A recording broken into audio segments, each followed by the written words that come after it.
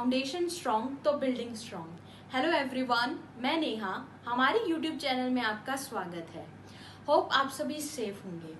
उम्मीद है आपको एक्सपेरिमेंट सीरीज वाली हमारी फर्स्ट वीडियो काफी पसंद आई होगी एंड आपने ऑप्टिक्स के कंसेप्ट्स को काफी अच्छे से समझा होगा।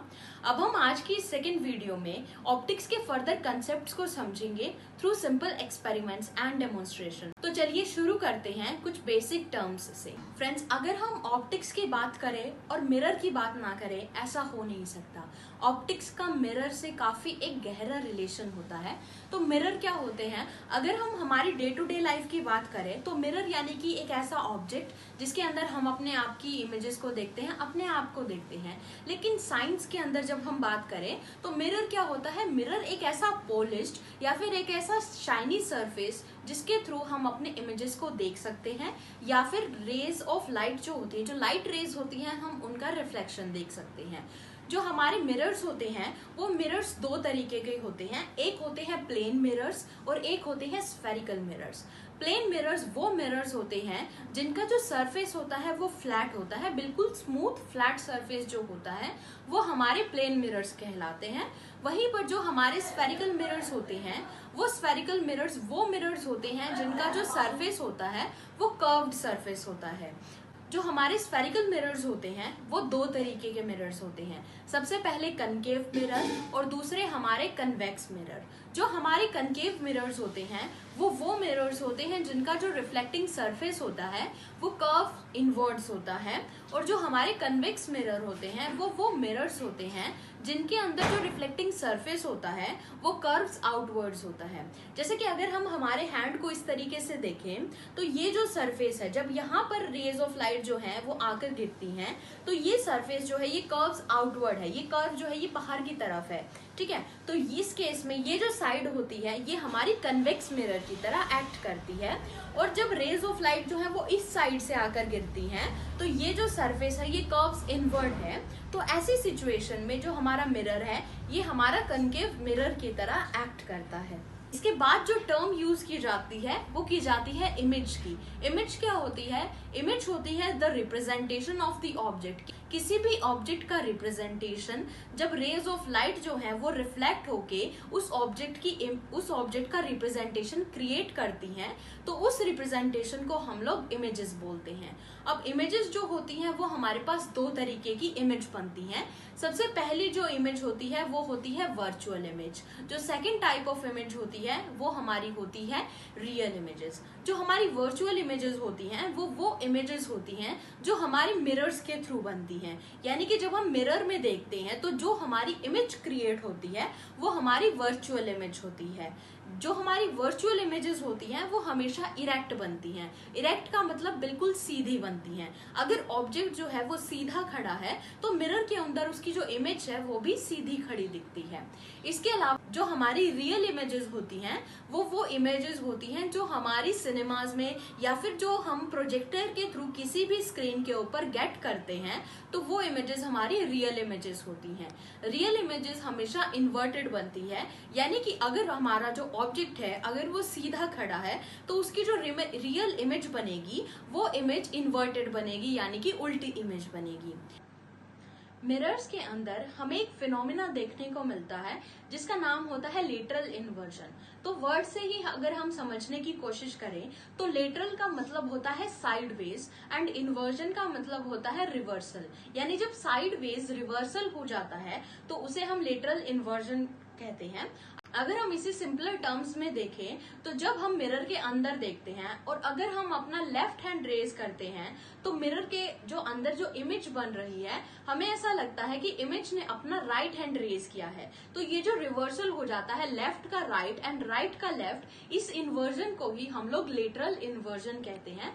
लेटरल इन्वर्जन का एक सिंपल एग्जाम्पल जो है, एप्लीकेशन जो है वो हमें डे टू डे लाइफ में भी देखने को मिलता है। अगर आप लोगों ने अच्छे से ऑब्जर्व किया होगा तो जो एम्बुलेंस होती है, एम्बुलेंस के ऊपर जो एम्बुलेंस वर्ड लिखा जाता है वो हमेशा उल्टा लिखा जाता है। उसको उल्टा लिखने का एक रीजन होता है। वो रीजन क्या होता है? क्योंकि जब हम एम्बुलेंस के ऊपर वर्ड को उल्टा लिखते हैं तो अगर किसी व्हीकल के पीछे अगर एम्बुलेंस है तो जब कोई जो ह्यूमन बीइंग है, जो इंसान है, वो अपनी व्हीकल के रियर व्यू में देखेगा, मिरर में देखेगा, साइड मिरर में उसकी इमेज देखेगा, तो उसकी इमेज उसे अब सीधी दिखेगी। तो सीधी इमेज दिखने से क्या होगा, वो उस वर्ड को, एम्बुलेंस को बहुत ही जल्दी समझ पाएगा, उसे अच्छे से समझ पाएगा और वो अपने व्हीकल को साइड करके उस एम्बुलेंस को रास्ता दे सकता है। तो यहाँ पर ये एक लॉजिकल रीजन होता है जहां पर लेटरल इन्वर्जन जो फिनोमिना है उसका भी इस्तेमाल किया जाता है।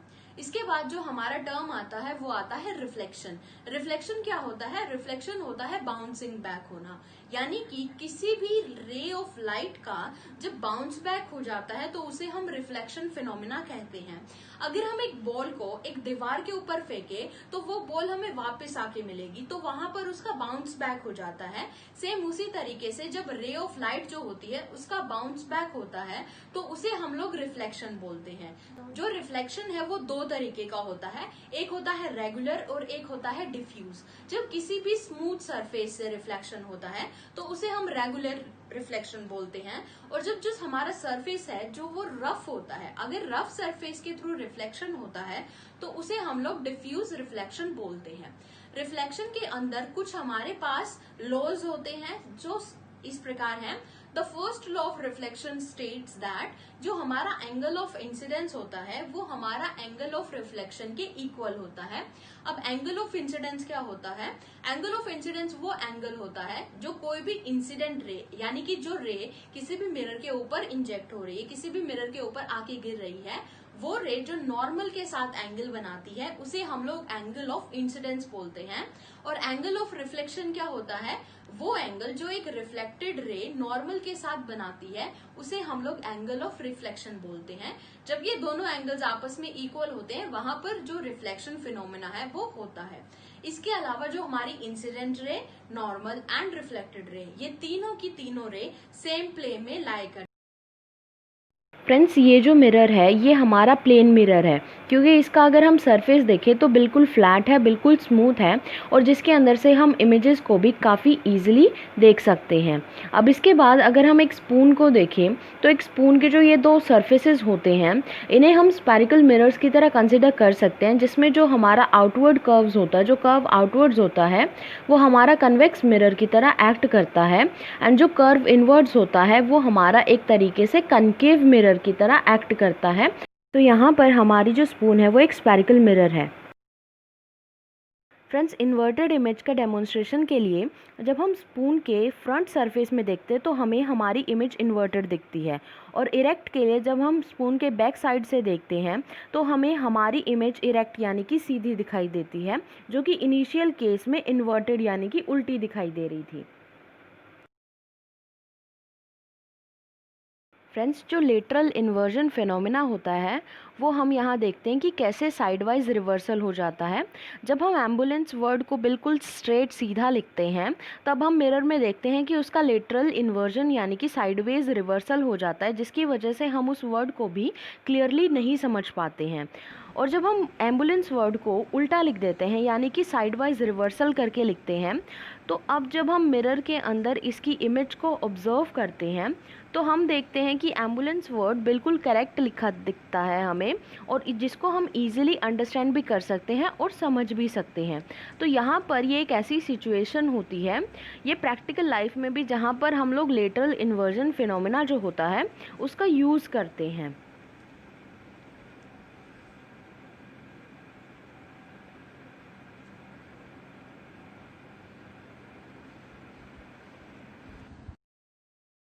फ्रेंड्स, रिफ्लेक्शन का मतलब होता है बाउंस बैक होना।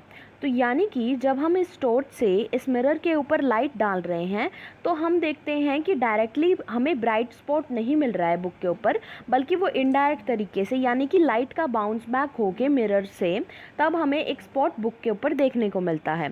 और अगर हम इस स्पॉट को वॉल के ऊपर गेट करने की कोशिश करें तो हम देखते हैं कि डायरेक्टली हमें स्पॉट नहीं मिलता है, बल्कि जब हम टॉर्च के थ्रू मिरर के ऊपर लाइट डालते हैं तो मिरर से उसका रिफ्लेक्शन होके हमें स्पॉट मिलता है। और अगर हम ऑब्ज़र्व करें तो यहाँ पर हम देखेंगे कि जो ये हमारा स्पॉट है ये मूव भी कर रहा है। ये मूव इसलिए कर रहा है क्योंकि यहाँ से जब हम टॉर्च का जो एंगल है उसे चेंज करते हैं तो जो स्पॉट है वो भी मूव करने लगता है, क्योंकि angle of incidence is equals to angle of reflection. तो इस तरीके से हम स्पॉट को मूव करा सकते हैं बाय चेंजिंग एंगल।